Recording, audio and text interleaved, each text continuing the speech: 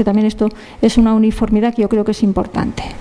En algún caso tenemos concurrencia de competencias con algún otro ministerio, por ejemplo, fomento, navegación marítima, navegación aérea, tráfico, con la seguridad vial laboral, que también se ha hecho campañas en los últimos años. Bien, pasamos a otro, vamos fatal de tiempo, pero vamos a ver muy breve, yo se lo dejo a su reflexión. Pasamos a otro de los sujetos responsables. Con el empresario hemos terminado, que no es poco. Luego vendrán los demás ponentes. Pasamos a la responsabilidad por subcontratación. La empresa que contrata o subcontrate con otras empresas. ¿Qué responsabilidad tiene? El Estatuto de los Trabajadores ya le da responsabilidad de seguridad social. Le da la responsabilidad de pago de deudas respecto a trabajadores de las contratas y subcontratas en su centro de trabajo y durante la duración de su vigencia. Si el empresario principal no paga, el empresario contratado no paga los salarios, la empresa principal los paga. No paga la seguridad social, la empresa principal los paga. Y responde del incumplimiento de las medidas de seguridad y salud. Esto es también se responde por terceros, por incumplimiento de terceros. Les vuelvo a lo mismo. Cuando el empresario dice yo no sabía, yo no hice nada, pues aquí te dicen, no, fue Pepito, si el trabajador trabaja para esa otra empresa, si no es mío. No es mío, usted es la empresa principal y está en su centro de trabajo. Se responde por otros, cosa que a veces también se utiliza como una excusa. ¿Por qué? Porque se incumple el deber de vigilancia. Aquí la ley de prevención es claro. Cuando un empresario contrata a una empresa que va a trabajar en su centro, tiene que vigilarle que cumpla. Y si no cumpla, pues va a tener la misma responsabilidad que aquella empresa. Es una responsabilidad además solidaria y al mismo nivel. Normalmente en la subcontratación, las últimas cadenas de la subcontratación son las empresas menos solventes, con menores medidas de seguridad, y la empresa grande, la fuerte, la que tiene dinero, la que tiene medios y capacidad, es la empresa principal. De tal manera que aquí la legislación le cierra absolutamente el paso. Usted va a responder de esa subcontrata lo mismo que si el trabajador fuera suyo. Ahí no hay nada más que decir. Vamos a pasar. Y la penal, la civil, prestaciones de seguridad social, se le preguntan a los demás ponentes, que aquí también hay discusión. Yo les pongo ahí un interrogante, bueno, pues para la reflexión. Responsabilidad de los servicios de prevención. Los servicios de prevención son servicios de asesoramiento, no tienen obligaciones ejecutivas. Ellos no van a modificar una máquina, no van a comprar una barandilla, no van a ponerle una aspiración. Van a asesorarle.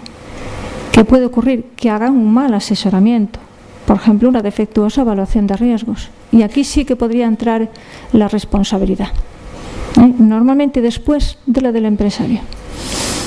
Civil, penal, vuelvo a poner entre interrogantes de recargo de prestaciones.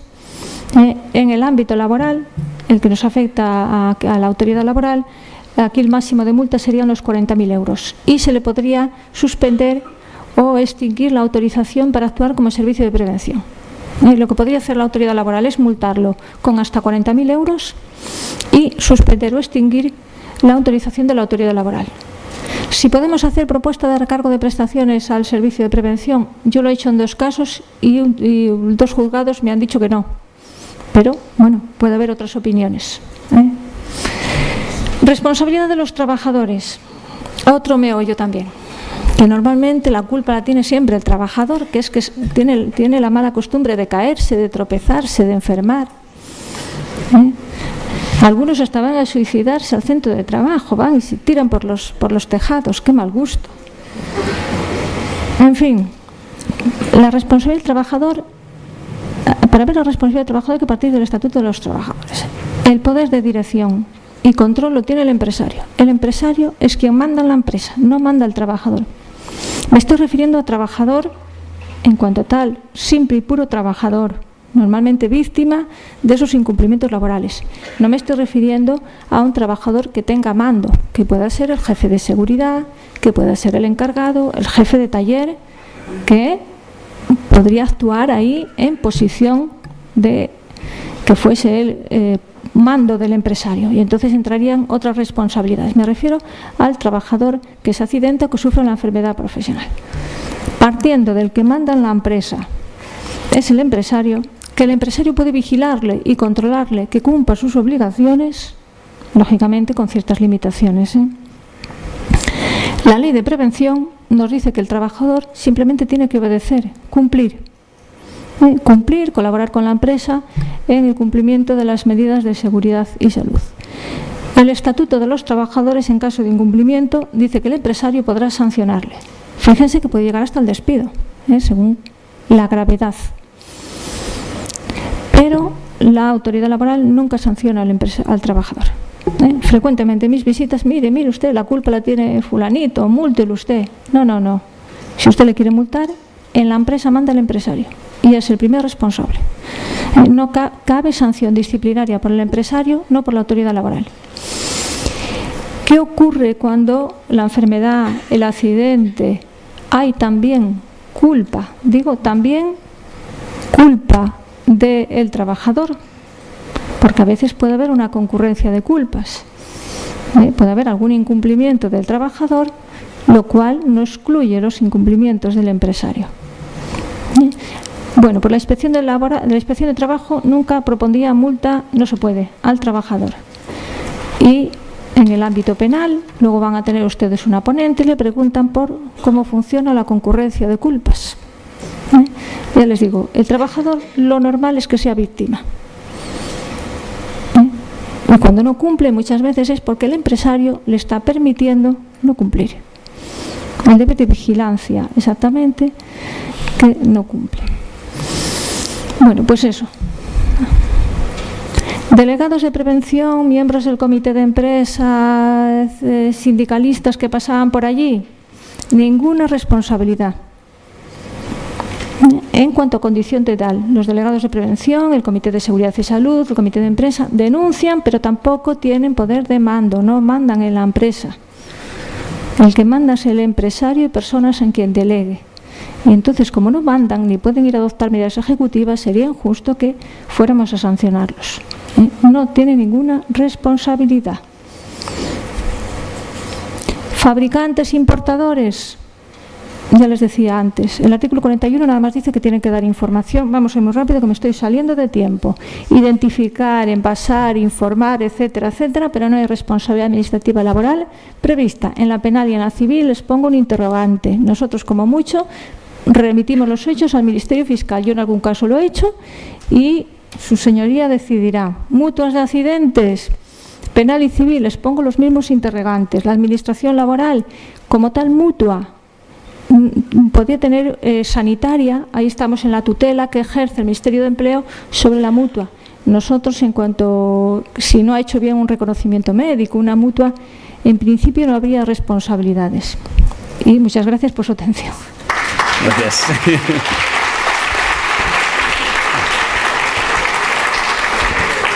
Muchas gracias, María Luisa, sobre todo por ese carrerón final, ese acelerón para llegar a tiempo.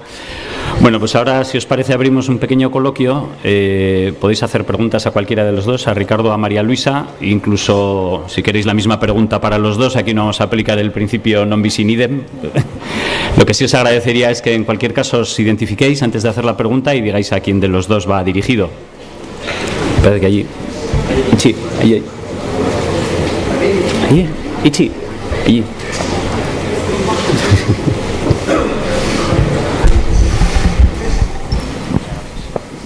Hola. Buenos días. Egunon Guztioi, soy Alfonso Ríos, de Comisiones Obreras, el sindicato. Una consideración a lo último que comentaba María Luisa. Sí hemos encontrado muchas veces empresas que nos dicen no, la culpa es del trabajador, es que no se ha puesto el equipo de protección individual, es que no se ha puesto el EPI. Nosotros, desde luego, vaya por delante que entendemos que cuando un equipo de protección individual es necesario, evidentemente hay que utilizarlo y la empresa tiene que velar por esa utilización efectiva del equipo de protección individual. Pero también cabe caer en la cuenta de que el artículo 15 de la Ley de Prevención de Riesgos Laborales dice que la obligación de la empresa, no ya del servicio de prevención, sino de la empresa, tiene que ser anteponer la protección colectiva a la protección individual. Nosotros, además, tanto Ricardo como María Luisa habéis aludido a las hipoacusias, al ruido, a los agentes físicos, y nosotros lo que percibimos es que en esos casos hay un incumplimiento generalizado en un montón de empresas. Algunas lo harán, no te digo que no, pero la mayoría incumplen ese precepto, es decir, se limitan a dar, ante mucho ruido, se limitan a dar tapones del tipo que sean, pero nunca hay una anteposición de la protección colectiva, como puede ser un apantallamiento de una máquina o lo que sea. Eso es algo que se está incumpliendo. Entonces, la pregunta concreta es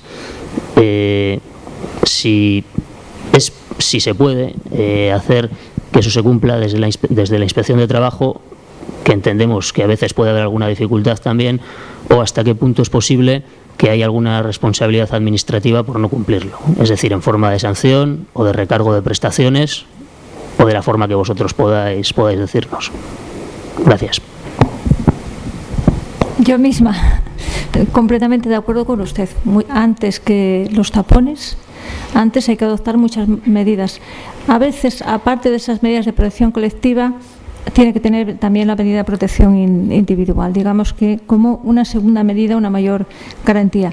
¿Y qué puede hacer la Inspección de Trabajo? Pues básicamente multa. Normalmente la multa, como le decía, tiene un carácter preventivo. Cuando detectamos o que no se ha hecho adecuadamente las mediciones de ruido, que no hay un incumplimiento generalizado de medidas de protección colectiva, antes incluso de que haya declaración de enfermedad profesional. Las multas suelen ser bastante efectivas cuando pagar la multa le cuesta más que adaptar la máquina, el apantallamiento, adoptar otras medidas de aislamiento, etcétera, etcétera. Muchas veces lo que pasa es que se llega tarde o se llega ya cuando el trabajador tiene declarada la enfermedad profesional. Ahí multa también y, lógicamente, hacer frente al recargo de prestaciones. Yo no sé si... No, yo aprovecho que estoy viendo en la sala muchos representantes de los agentes sociales para haceros una... Bueno, os puedo tutear porque yo creo que nos tuteamos todos en este aspecto. Para haceros una petición formal. Y es que el ámbito de la seguridad yo creo que nos implica, como sabéis, nos implica a todos. Estamos todos, el pagano es el trabajador, que es el que sufre la dolencia, la patología, la enfermedad, pero estamos implicados todos. Y lo que sí que os quiero pedir es que cuando estemos hablando de seguridad y salud, primero entendamos que en un marco de relaciones laborales avanzado como el que tenemos en Euskadi, pues la corresponsabilidad de los trabajadores debemos también ponerla encima de la mesa. No solo parapetarnos detrás del empresario señalando que es verdad que la ley le obliga a tener una protección eficaz, a garantizar incluso distracciones, imprudencias no temerarias del trabajador, etcétera, sino buscar de verdad la eficacia de la acción preventiva que requiere, y eso lo entenderán todos ustedes, que los trabajadores participen de manera activa, pero que ellos mismos se crean la prevención. No simplemente que de una manera tuitiva se pongan en manos de un tercero para decir, no, esto le corresponde al empresario, que él me proteja. Yo creo que es necesario que los trabajadores vayan calando de una manera muy intensa que el principal agente de la protección es él. El principal agente es él. Que la ley le da unos mecanismos. Primero, la posibilidad a él de separarse del puesto de trabajo si hay un riesgo grave inminente. Luego tiene las figuras representativas de los delegados de prevención y los comités de seguridad y salud para hacer llegar a la dirección de la empresa, que es quien ostenta el control, todas sus demandas en garantía de las condiciones de seguridad. Y, por supuesto, a los agentes sociales pedirles que cuando verifiquen que un empresario que está actuando de manera regular y adecuada en el control y vigilancia de las condiciones laborales, pero hay trabajadores recalcitrantes en no adoptar esas medidas porque son incómodas, porque no gustan, etcétera, que apoyen las medidas empresariales y digan, no, tú aquí tienes que cumplir y tienes que llevar adelante. Que sabemos que la mayoría de los accidentes o las situaciones no se producen por dejadeces en este sentido, pero sí que quiero aprovechar este foro pues para pediros a todos pues que sepamos que esto no es una cuestión delegable en terceros, sino que todos debemos entender que la protección de los trabajadores empieza desde luego por cada uno de nosotros.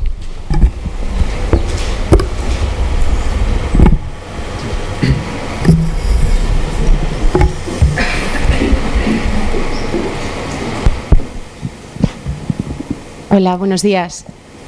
¿Se oye? Me llamo Edurne Miranda y soy la fiscal delegada de siniestralidad aquí en Vizcaya.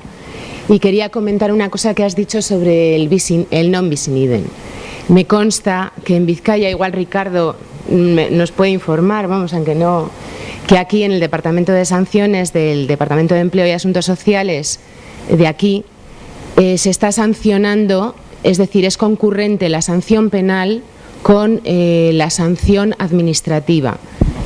después de que se dicta la sentencia condenatoria, no solo en los casos efectivamente en que no habría ningún problema de non bis in idem de un archivo en la jurisdicción penal, sino en caso de sentencias condenatorias, una vez que son firmes, se comunican a la delegación y reinicia el expediente administrativo e impone la sanción. La razón es una razón jurídica porque se entiende, yo lo comparto, que no se produce una infracción del principio non bis in idem porque no hay identidad de sujeto, puesto que vosotros, administración sanciona empresas y en la jurisdicción penal sancionamos a personas. De hecho, hay alguna sentencia de hace ya tiempo, yo creo que es del Tribunal Supremo, o sea, de la Sala de Contencioso, en la que se puede fundamentar esto. Y era más que nada para que constara que la gente lo conozca, ¿no? Esto, porque es que a mí me llaman abogados y me dicen: oye, Edurne, llegamos a una conformidad, me han plantado aquí mi pobre empresario que tiene que pagar esto, tiene que pagar lo otro, y ahora encima me viene por detrás la administración reclamándome la multa que quedó suspendida y que me había impuesto a propuesta de la Inspección de Trabajo. Pero ya termino, Quería deciros que no solo esto, sino que hay ocasiones en las que asuntos míos yo considero que el delito contra la seguridad en el trabajo no es de la suficiente relevancia para merecer un reproche penal, pero bueno, hay que valorar una cierta imprudencia y el tema queda en falta. Esto cada vez es menor por el tema de la prescripción que hay ahora, pero en tiempos, ¿no?, en los que el tema queda en una falta de imprudencia, una falta leve. Yo en estos casos consideraba que efectivamente ahí podía haber incluso más razón para que no hubiera no hubiera problemas, digamos. Bueno, también en esos casos se está sancionando. En todo caso, la sanción, una vez que se comunica a delegación la sentencia condenatoria firme, se está reiniciando el expediente y se está llevando a cabo. Sí, cuando se trate de sociedad anónima o sociedad de responsabilidad limitada, sí. Cuando es empresario titular, persona individual. No, efectivamente, cuando es el mismo empresario unipersonal, no, pero en el caso de sociedades también lo hacéis. Sí, nosotros también, sí. Te había entendido que no podían concurrir. Iba tan deprisa que no me dio tiempo a decir identidad de sujeto, hecho y fundamento.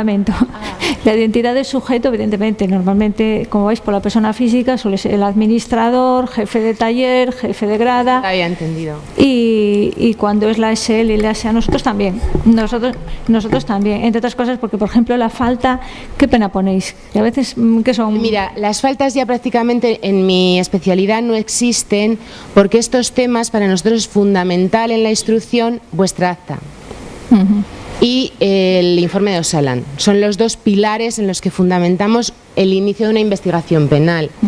Claro, aquí los inspectores tienen muchísimo trabajo, supongo que en tu tierra igual, ¿no? También. Y a veces el acta nos llega más de 6 meses después. Después de la última jurisprudencia del Tribunal Supremo que nos dice que se lleve el procedimiento por previas, por sumario, por lo que quieras, si transcurren 6 meses en los que no ha sido llamado nadie como imputado en una causa penal y luego el tema dices, pues esto es una falta, lo dejamos en falta, está prescrito. Entonces, antes de ese acuerdo, que es un acuerdo que se produce en octubre de 2010 del Supremo, cuando iba por procedimiento de previas, el término de prescripción era el del delito, que en aquellos tiempos era 3 años, ahora son 5, y entonces lo llevábamos por falta. ¿Qué sucedía?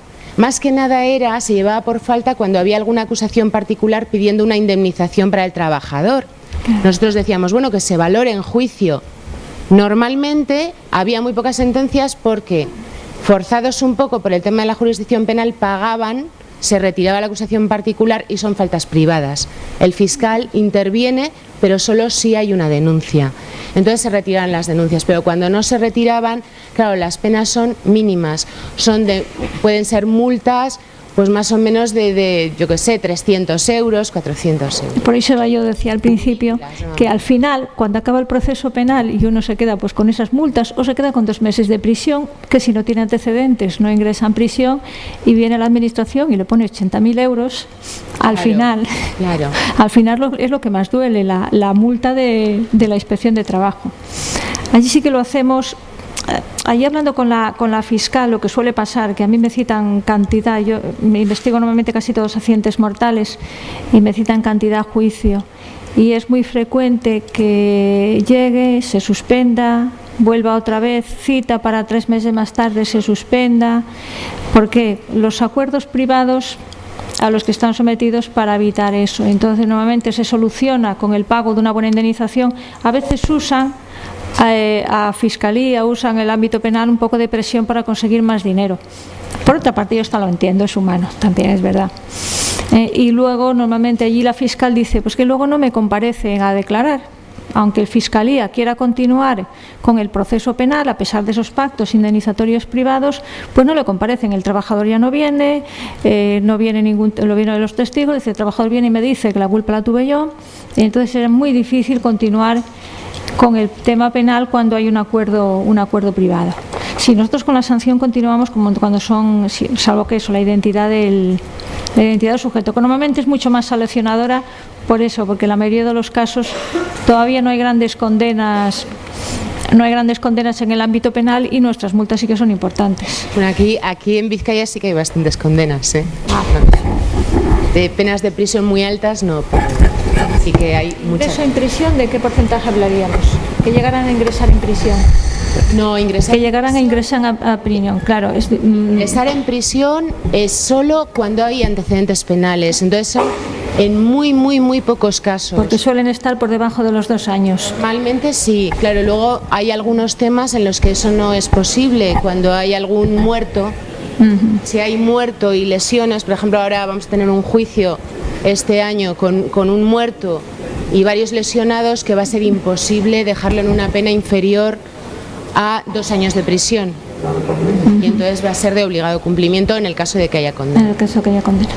Solo un apunte para lo del non bis in idem aquí en la comunidad autónoma, señalar que haciendo uso además del amable informe que me envió Edurne Miranda, yo se lo transmití a las autoridades laborales y bueno, acordamos que evidentemente cuando esa identidad de sujeto que no se da de una manera necesaria en las empresas societarias respecto a los imputados penales, se estableció que solamente en aquellos casos que fueran imputados penales las personas que ostenten los mayores poderes de representación de la empresa, consejeros, delegados, etcétera, en ese caso sí que la autoridad laboral seguía viendo una cierta identidad de sujeto y ahí prefería por prudencia sancionadora aparcarlo en el cajón hasta que hubiera pronunciamiento penal. En el resto de supuestos, cuando no se da la imputación de este consejero delegado o máximo responsable de la empresa con poderes absolutos, entonces se entiende que no hay identidad de sujeto entre el sujeto sancionado administrativamente, que es la sociedad, y los sujetos imputados penalmente, que son las personas individuales con el organigrama y con la jerarquía que ostenten en la empresa, entonces sí se prosigue la acción sancionadora. Tengan en cuenta que en muchas ocasiones, como ya ha dicho María Luisa, las sanciones administrativas duelen más en el ámbito de la empresa que las penales, porque si no hay condena suficiente para ingreso en prisión, pues a veces las penas de multa o las penas de arresto de fin de semana, etcétera, pues incluso alguno, me van a permitir ustedes el tono jocoso, pero le pueda venir hasta bien que le obliguen a quedarse en casa 2 o 4 fines de semana, más de uno lo agradecerá. Entonces, lo que no suelen agradecer son las condenas de carácter pecuniario cuando son evidentemente elevadas. ¿Se oye bien? ¿Se oye? Hola, buenos días. Soy Ana Isabel Rojo, soy delegada de prevención y pertenezco también a Comisiones Obreras. Y quería hacer una pregunta principalmente igual a Ricardo Domínguez. Tengo entendido que los protocolos de enfermedad profesional no son de obligado seguimiento. Entonces, por ejemplo, yo pongo el caso del sector de limpieza, en el que sería deseable que los protocolos a seguir serían asma laboral, neuropatías por presión y posturas forzadas. Sin embargo, a muchos trabajadores se les aplica solo el de dermatosis, si no se quejan, por ejemplo. Entonces, mi pregunta es, ¿cómo se puede asegurar el trabajador que la empresa le aplique los correctos protocolos según su actividad o puesto de trabajo? Y si solo es la mutua la que decide cuál te tiene que aplicar. Gracias. Ahí la medida que cabe adoptar, evidentemente, es En primer lugar, yo se lo digo como si fuera una escalera para ir subiendo progresivamente. En primer lugar, dirigir una comunicación a la empresa y al servicio de prevención, manifestando por parte de la representación de los trabajadores en materia preventiva que ustedes consideran que los protocolos aplicados en relación a los riesgos no son los adecuados. Y si pueden incluso argumentar algo en relación a la evaluación que existe en el centro de trabajo de los riesgos, donde se ponga de manifiesto que existen esos riesgos y que no están siendo protocolizados médicamente, ponerlo en primer lugar poner en manifiesto de la empresa y el servicio de prevención. Si no obtuviera una respuesta favorable o la respuesta que obtuvieran no satisface sus intereses, entiendo que sería Osalan como responsable autoridad sanitaria en materia de vigilancia de la salud la que tendría que determinar si los protocolos, no sé Pablo si estoy diciendo bien, creo que sí, sería la autoridad sanitaria quien determinaría si los protocolos médicos son los adecuados o no los que está llevando a cabo la empresa. En ese caso, yo lo utilizaría como un segundo escalón. Si no me dan satisfacción en ese primero, acudir a los servicios competentes. Y luego, perdona, Ricardo, te añado una cosa. Si ustedes lo pactan en el convenio colectivo, es ley ya. O sea, el camino más corto, quizás el más difícil, pero es un camino muy corto. Llevarlo a la mesa de negociación cuando se negocia el convenio colectivo y ahí se especifica los protocolos. Entonces ya es, digamos, ley para la empresa.